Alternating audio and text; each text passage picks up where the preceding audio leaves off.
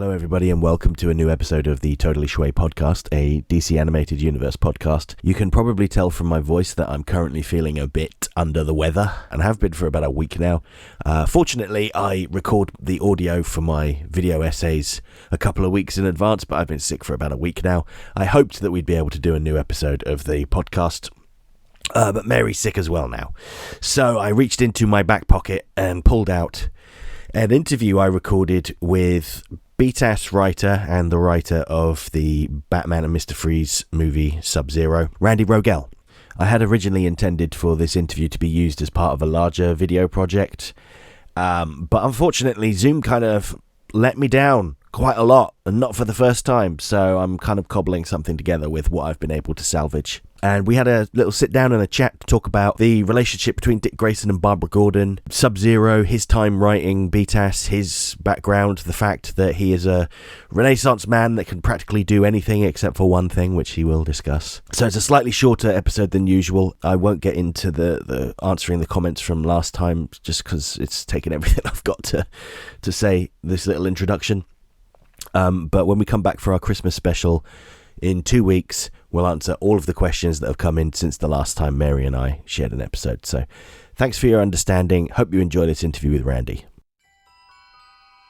Look, have you watched the movie? It was a Batman animated movie called Subzero. Oh, yes, I know it very well, Randy. Yes. Okay. So I wrote that with Boyd Kirkland. He produced it and directed it.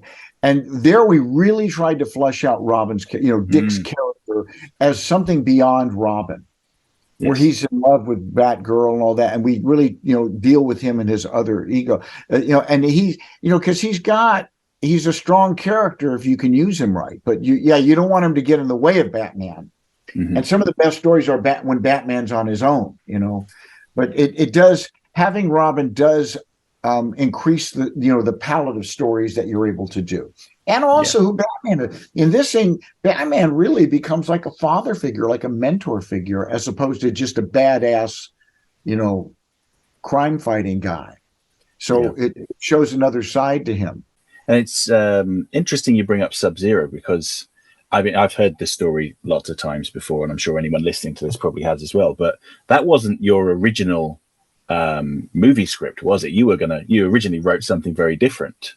Yeah, I got together. What happened was that Boyd, who directed probably half of the Batman episodes, are good. I mean, he directed, most or as many as anybody else, but I think he directed most of the Batman episodes. He got his deal at Warner Brothers was coming up, so they wanted to sign him to another 3-year deal. So he asked to be able to direct a Batman movie, and so they said okay, and they gave that to him as part of his deal. I mean, the budget on it was only $3 million, which, I mean, back then was still a pretty good amount. And so he came to me because he was a pretty good story guy, but he wasn't, a writer like full time. So he said, I was wondering if you would write it, and I'll write with you. And I said, sure. So we got together and beat out the story. And at that time, we had the idea of using Bane. He liked the character of Bane, I remember, because nobody really explored it. And so as we talked, I said, well, Bane is essentially the Terminator. So why don't we make Bane he's a super soldier who you can't bargain with, you can't reason with. He only has one single-minded mission, and that's what he's going to do. And he's very formidable. And remember, the more formidable your villain, the more opportunity you have to make a great hero. Yeah. And like they say, we wouldn't remember St. George if he if he slayed a dragonfly, And so we went with that idea that he's fighting this villain that he can't bring down, and he keeps getting more and more injured as he, every time he encounters him, he gets more, he's getting weaker and weaker, and Bane's getting stronger and stronger. And we contrasted that at the same time with Batman had a woman that he had fallen in love with, was going to marry her, and so does he tell her the truth or whatever? And it was really a solid, great, wonderful story, well in the script. And then we got called over to the lot, and the two guys over in home video said, listen, good news. They just saw Joel Schumacher's directing the next Batman movie. and it's going to be. They've signed Arnold Schwarzenegger. That's like a big deal. So they're going to make him Mr. Freeze. So we want you to make your villain Mr. Freeze. And I said, oh no, but we already wrote, that it's Bane. And one of the execs actually said, well, can't you just use your universal search and replace and just wherever it says Bane, put in Mr. Subzero? I went, no, they're different character. And I thought, oh look, never mind. We'll write another script. So we went back, and that's where Subzero was born. And I remember talking with Boyd. I said, Boyd, I wrote the origin of Two-Face. And to me, of all the, Batman's rogue gallery of villains, there's only two villains that they are villains, but not because of their own fault. In other words, it's not that they're greedy or want power or money. And it's Harvey Dent, who is, a good DA that was, horribly disfigured, in trying to bring the right guy to justice and all that. So it wasn't his fault, and it made him go crazy. And two, the real interesting one is Mr. Freeze, Victor Freeze, because his motivation isn't money, isn't power, isn't craziness like the Joker. His motivation is love. He loves his wife, and he just wants to bring her back, and the terrible situation that caused her to be where she was. I said, so I think that's how we should come at this story. And he agreed. So we opened up the art where, we took it from Paul Dini's brilliant script, Heart of Ice. Yeah. Paul's first script, and it was just brilliant. I love Paul. Paul and I shared an office together at Disney but Paul was just probably the best Batman writer, I think. But so we took it from there, and we opened up in the Arctic. And so we took it through that, and we wrote this whole Subzero movie, and it turned out to have quite a bit of heart. And during that, I said, well, let's flesh out Dick's character. And, so we'll have Dick and Barbara dating as their normal civilian selves, but they don't know each other each other is Robin and Batgirl, and they don't get along because it's funny. I remember seeing years later the opening of The Incredibles. And It was kind of similar to what we had, because not that they saw our script, but that he goes, hey, wait a minute, I had him. She goes, no, you didn't. He goes, I didn't need your help, And so they get in this fight, and he calls her, you're just nothing but a rank amateur, Anyway, so she doesn't like him, and he doesn't like her, but yet they're in love. So we set up a nice little conflict thing there. That I wrote into we wrote a sequel to the movie, which explored that, but it never got made. But I remember we made the movie. It was we previewed it. Everybody was loving it. It was going really well. And then I got called back into the lot with Boyd by the same execs. They said, "Listen, we're going to delay the release of Subzero." And I said, "Oh, why?" He said, "Because the Batman movie with Arnold Schwarzenegger, it's not going very well. And they're getting nervous because it's a big budget movie, and if they release yours same time, they could have some confusion in the marketplace." And I said, "Oh, no." I said, "Ours is animated and theirs is live action. Why would they confuse?" And he said, "Listen, I don't want any." What? And he held up the Batman. He says, "This is the company's biggest investment every 2 years. This is a $200 million movie. Yours is a $3 million movie. They are not going to screw around," basically, is what he said. "We're not going to screw around." And I said, okay. And so they delayed it by 10 months. But when it came out, the Batman movie with the Joel Schumacher movie had not done well. I don't know if you saw it. He had Batman spandex and all this kind of thing. It was, I just thought, this is not really the Batman that I would have written. That's not the kind of way I see Batman. Batman never runs up on the steps of City Hall and goes, "Okay, he's in the shadows and the darkness." You never see. If you see Batman, you're in big trouble, because what it means is you just beat somebody up or so, and you just turn around and you see this bat there, and about 2 seconds later, you're unconscious. And that's why when the police pull you in, you go, "It was this giant bat, man. It was like this 10-foot bat." The mythos of him is that he's some weird creature, But if he steps out in the light and everybody sees him, it's like, "Oh, wait a minute, it's a guy in a funny suit," So that's what happened with that movie. And so I remember that year, Siskel and Ebert were doing their reviews. You can go find it probably YouTube, but they reviewed ours. And it was kind of nice because Roger Ebert was the major reviewer. And he says, what blows my mind about this thing, he said, is the Batman, the Joel Schumacher live action Batman is a cartoon, and the cartoon is a live action movie. They reversed it. And so they gave us 2 thumbs up and gave them 2 thumbs down. And I was Sundance that year. I ran into Roger Ebert and I said, well, thank you for that lovely, we were sitting together at one of the dinners. I said, well, thank you for that. I'm the guy who wrote that and co-produced it with Boyd. And he said, oh, yeah. He says, people don't realize animation's growing up. Animation is not just little cartoons. You can do serious stuff. Animation is not a genre. It's a medium. But you can do any kind of stories in that medium, as Pixar has so perfectly proved, Yeah. I know that's kind of a long-winded explanation, but that is the story about Subzero versus. And I actually have that very detailed outline somewhere of the Bane story, which never got made because I remember in it, I had Dick and Barbara now getting really sick, because we reworked it as a sequel. Mm-hmm. And, Dick and Barbara getting really serious now, and they're going to get married. And so Bruce says to him, well, are you going to tell her who you are? He goes, well, I don't know. He says, you can't be married to somebody and lie to them. You can't be leaving a secret. If she's going to be your partner, she has to know if you're going to go out and get killed, at night or something like that. You've got to be honest with her.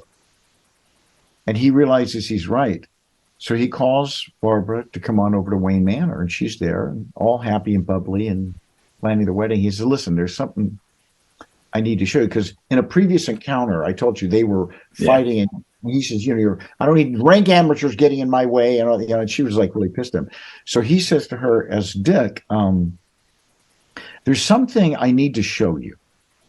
And she goes, well, what is it? And he comes over and he hits the thing, and the bookcase moves, slides away, and she sees the staircase going down. She goes, what is this? He goes, well, follow me. And she goes down and they descend into the Batcave, and she's just like totally shocked. And she looks around, there's the Batmobiles, everything. And then there's their 2 costumes of Batman. He's standing next to Robin, and he looks at her with a kind of goes, yeah, I'm Robin.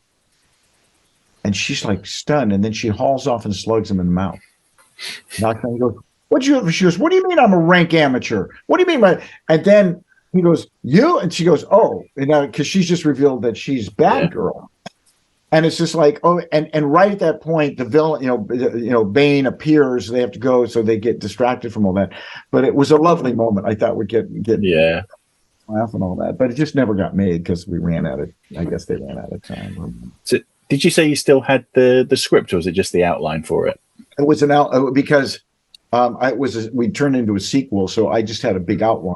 And we had to have it approved before, because once you go to script, that's a lot of effort and time, and plus money, because they're paying us to do that. So I was on staff there, so I would have had to have permission to say, okay, that's what they assigned you to what you were doing, and I wouldn't be writing a script that they hadn't authorized. So, but the outline they liked, but it just things moved on. I moved on to Animaniacs. I was working on that show. And Hysteria and all that, so it just kind of got lost in the weeds. And Batman, and then I think Bruce and who was else? They did a different Subzero. It wasn't a movie, but they did a different for the television show sequel to that, where Mr. had a mechanical body and all that. So it was just a different way than we went. So that's where they went. Yeah, well, if you were ever able to share that outline, I'd love to see it. No pressure, of course. And it's funny you mentioned that. I'll have to go dig around and find it. I'm sure I have it. Yeah, it's a common theme with the people I speak to. They're like, "Oh yeah, it's here somewhere." Well, you know what? Back in those days, we didn't have the computers were little floppy disks, so I would have printed it out because we don't have floppy disks anymore. So I probably would need to retype it up and get to get outline. But I do remember it. I mean, it's been a while since I wrote it now, but it was a really terrific little outline. It would have been a great movie because basically we were like Terminator with a little heart in it and all that, So yeah. So were you able to reuse any of it for Subzero, or did you basically just have to chuck it all aside and just start from scratch? Go down. And I tell you, that does happen to you sometimes where if you're a writer or composer, it's happened to me. I do this show with Rob Paulson and Maurice LaMarche for Animaniacs. In concert, we just got back. We were just in Indiana, Ohio, and Kentucky last week. And I do one where I say, here's the song I wrote. And then it's a fun song. But then the producer said, oh, no, I was thinking of something else. And it was like, I'm trying to force fit the song. It doesn't work. So you have to come to the place where you go, I got to throw this out, even though I love it. So the audience was going to say, nobody's heard this song before. You're going to here is the original song. And they just love that. And they go, and then here's the song it turned into. So same case, I just had to toss that out and go to an entirely new script. And it's like, all that work out the window. And I'm sure you hear this all the time, but when I learned that not only did you write, Two-Face Part 1 and 2 and Robin's Reckoning 1 and 2, these really like heartbreaking, crushing stories, but you also wrote Animaniacs and songs for Animaniacs. Not only that, but you can sing and dance as well. You're such a versatile person. It just blows my mind.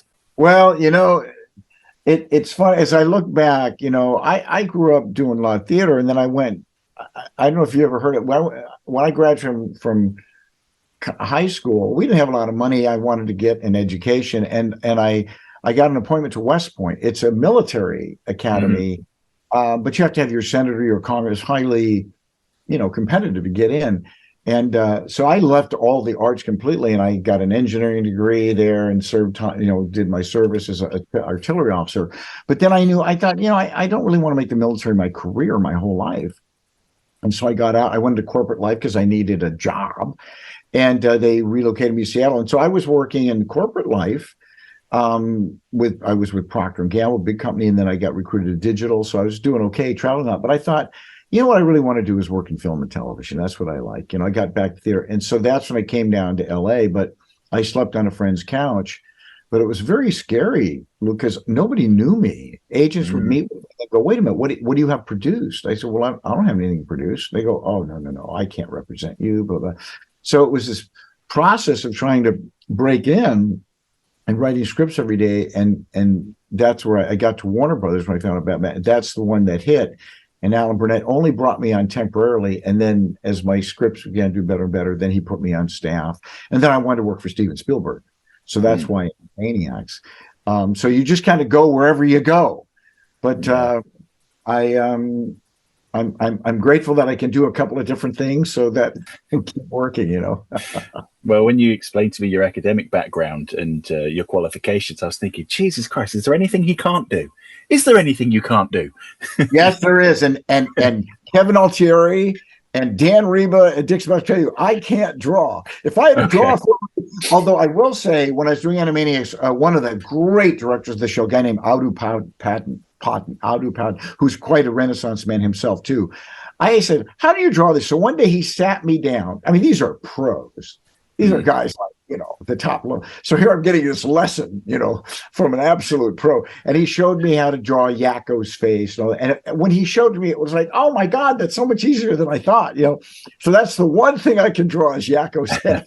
Nothing else, but I never pretended to be able to draw. But like they say, we each have our lane that we're in, thank God. So at least I can write, they can draw, and we can support each other, so.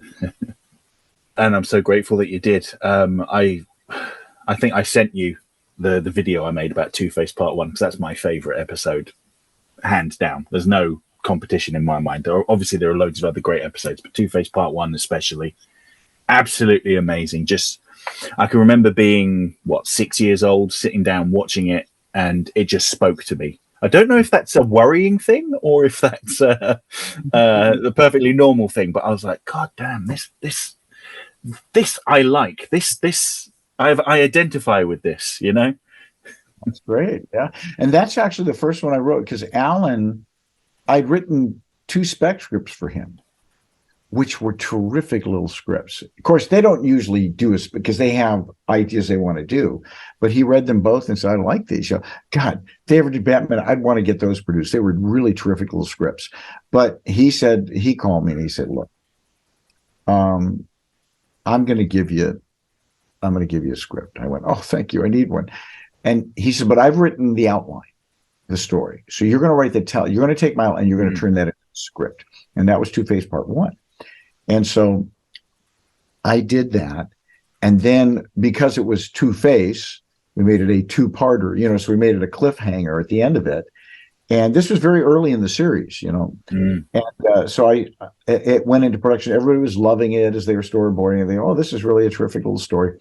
So I went back to Alan because he had other people on, other story editors and stuff. And I said, do you have an idea for the second part? And he said, no, I don't. I said, well, I do. He said, what is it? So I told him. He said, yeah, I really hate that. He said, but I said, well, how about this? And I had another idea. And he goes, well, now that idea I like. He said, tell you what, why don't I bring you on staff? And he was great. Alan's like my best friend now, but he was the big boss. And Alan brought me on as a newbie because I'd never written for animation before or television before. I've written like some plays. So he threw me in with 4 story editors and he just sat back and watched, because I was writing for all these guys and they would, and they would just be turning me, you're a terrible writer. Yeah. Just to harass me. Right. I was never not writing constant. And then he would come in, he'd say, let me see what you're working on. And I'd show him that and he'd go, okay, good. He says, you know what? Nothing's going on here. You need some action, so he really schooled me. And, he also told me, look, you only have 22 minutes in a half hour in television because of commercials. He said, so get to the point. Make sure your dialogue is crisp and short. Don't get all windy and override. Be concise. And he taught me kind of the rules, the structure of writing for television. And he really helped me. And but I think since then I told him, I said, thank you for school. He says, no, man, I could see it in you. He said, from your 2 scripts, I knew you had it. I would have brought you in if you didn't. But it was fun because I remember in one of them I had a helicopter shot, Luke, where Batman's like on this, gargoyle at the top of the Gotham State building, and it goes all the way around him, with the city panning in the background, and then comes in on it. It was a great shot. And Alan pulled me in. He was looking at it. He goes, yeah, that shot will cost $1 million. I said, what? He says, you have animating backgrounds. I said, what's that? He says, and we put a background on screen and the character moves across it. You have the background moving constantly. They have to draw those backgrounds at 23 a second. I went, oh. So he watched out for me. Of course, now when we do CGI, like in Subzero, out of that 3 million, Boyd allocated a little bit for some CGI. And when you watch it, we were trying to make it because suddenly it becomes like a different looking movie, so you work to flatten it out, make it happen. But in there, now you can have the Batwing come flying down and bank a curve and all that, because the backgrounds can animate. So I didn't know anything about animation at the time, and so Alan really helped to teach me about that too. And now, I saw George Lucas being interviewed. And it was like one of the sequels for Star Wars. He was talking about, this and that. And the guy said, what's the difference between animating here and like animating for a cartoon? He said, there's no difference. He says, it's absolutely the same thing. It's just we can do more with it now. And you'll never see a guy in a Godzilla suit ever again. It's all going to be CGI. That's where it's moving because the technologies move forward. So now you can't make a movie if you don't know something about CGI. Certainly not a sci-fi thriller, maybe a romantic comedy or something like that. But even then now, if they want to do Gladiator and go across the Coliseum and you see tens of thousands of people, they're not going to hire tens of thousands of extras anymore. That's all going to be CGI. And they're getting better and better at it. So that animation has really come into its own now in live action. So, yeah. I mean, just look at any Marvel movie. They're all filmed on green screen practically. Exactly. It's almost like you can't do like Game of Thrones, with those dragons. Yeah. You have to learn to know. And as a writer, you have to know how to incorporate the CGI and what it, how it works in your story. So it's great, to see all this technology moving forward. Yeah. And you're right there at the forefront when CG was first introduced into cartoons, weren't you? With, I guess Mask of the Phantasm had some CG in it, and that was a few years before. Oh, did Mask Phantasm had some CGI in it? I didn't know that. Yeah. During the title sequence, where the camera pans through Gotham as there's all that chanting, that was CG. And Dan Reba told me that some of the rain that was coming down from above, almost vertically, was CGI. But that was about it. Yeah, because it was much more expensive back then. Now. Yeah. But we were there because I remember we were going over to, Disney was always trying to recruit us, and we went, and they invited us over for a big party. They said, "Here's what we're doing." And I remember seeing the Lion King in pencil test, and they had, at that time it was Beauty and the Beast and Little Mermaid and all that, and they were experimenting with CGI. And remember the ballroom scene in Beauty and the Beast? That was CGI. Okay. Pixar really blew the lid off it. Yeah. Yeah. But at the end of the day, it's all about story. If you have a beautiful looking picture, but you don't have a good story, you'll lose your audience. They'll just tune you out. And you can have, the Blair Witch Project, what they made for 50 cents or whatever, but they had this really great story that really gave. So at the beginning of, it all you have to have a good story and a good script. Then from there, everybody else brings their game and just keeps upping it. And then you have but when you make a great film or something, it lasts, it enters the zeitgeist, and it gets associated with your generation. I just watched The Offer, which was all about the making of The Godfather. And back then I was like, oh my God, yeah, this is just part of Americana now. The movie almost didn't get made, but now they made it all that. It's really something to be proud of, So yeah, who knows? Will they be watching our stuff 50 years from now, 100 years from now? Will they be watching Batman the animated series? Will they be watching Animaniacs and these songs and all that? It's been 30 years. I go these concerts and they're packed with people. I remember those songs and that animation. So I thought, well, okay, we must have done something right then. Anything else I can answer for you? I don't think so. I've used up enough of your time. I really appreciate this, Randy. It's been a great conversation. Thanks for having me. Yeah, well, thank you again. And I'll be in touch shortly. And perhaps we can talk again about other stuff, maybe. You bet. And if I get to London and I have my show there, I'll invite you if you want to come down to it. Oh, yes, I would love to. Yes, I'll keep an eye out for that. All right. Okay. All right. Well, take care then. Thank you so much. What time is it there? 7 p.m. now. Oh, okay. Yeah, we're just getting started. I got to get on the script. All right, buddy. Thank you so much. No, thank you. Take care.